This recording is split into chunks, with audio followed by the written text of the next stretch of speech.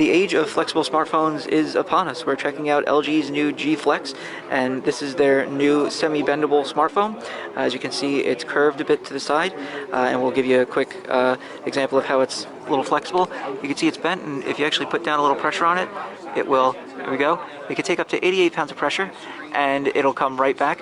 And LG said they did that up to 100 times with no structural deficiencies in the device. One of the other cool things about this device is the rear self-healing material on the back. It's actually a layer on top of the plastic, and it allows things such as key scratches, minor things. If you place it down on the back and it gets a little scratched, it will actually heal depending on the temperature of the room. So the higher the temperature, the more quickly it'll heal, and that's basically just a molecular substructure. If you go below that, though, with, say, an X-Acto knife and you really gouge into it, it's not going to heal, which is to be expected. But for it to heal something like that is very, very interesting. We actually saw a demonstration with a wire brush before using a self-healing rear panel and one that didn't have self-healing on it.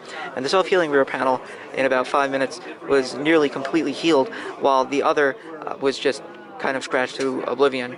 Here we have the LG rear key that we saw on the LG G2. We have an IR blaster right up here as opposed to being found on the top of the G2, and that allows you to basically hold the device and just kind of, manipulate the remote as such. You can see we have knock-on active on this, so we just, double tap and it goes to sleep or wakes up. There's a 6-inch 720p display using the LG Real Stripe technology, and what that means is basically the red, green, and blue pixels are all the same size, and some other competitors don't have that kind of technology. One pixel will be larger than the other, and this allows for a true color and a really great picture. Inside we have a 3500 milliamp battery, and that's actually larger than the G2's battery, and we saw a very, very long battery life on that device, so we're expecting even longer on this. And I'm sure you've noticed the LTE Advanced logo. This is a Korean version of the phone. We're not sure if the final version for the US will actually have that. In fact, there haven't been any announcements regarding US release date or carriers, but we're hoping to hear that relatively soon. Up here we have a 13 megapixel rear-facing camera, and we'll give you a quick tour of some of the apps on here.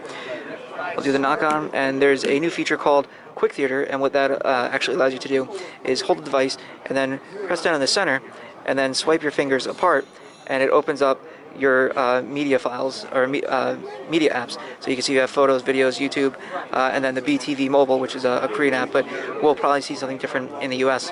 In addition to that, LG is actually showing us that they have a multi-window mode, similar to kind of what Samsung has. So basically you go to any home screen and you press and hold down on the back button, and you get this selector where you can choose which app goes in which direction. So we can swipe here, and we have obviously Gmail, Hangouts, Dictionary, Chrome, YouTube, the internet browser. And what we'll show you real quick is we'll take the messaging app, and you basically hold down on it.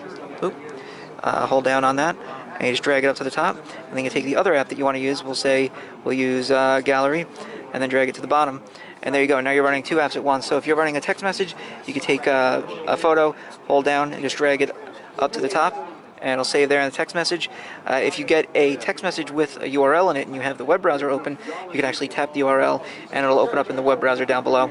You can switch the apps between the orientation, so you can see we have going from top to bottom, and you can also rearrange how big the app is depending on which one you want to have larger or not. So that's basically it. This is the G Flex. It's LG's first bendable smartphone. They say that we'll see similar things in the future, but there haven't been any real announcements on that.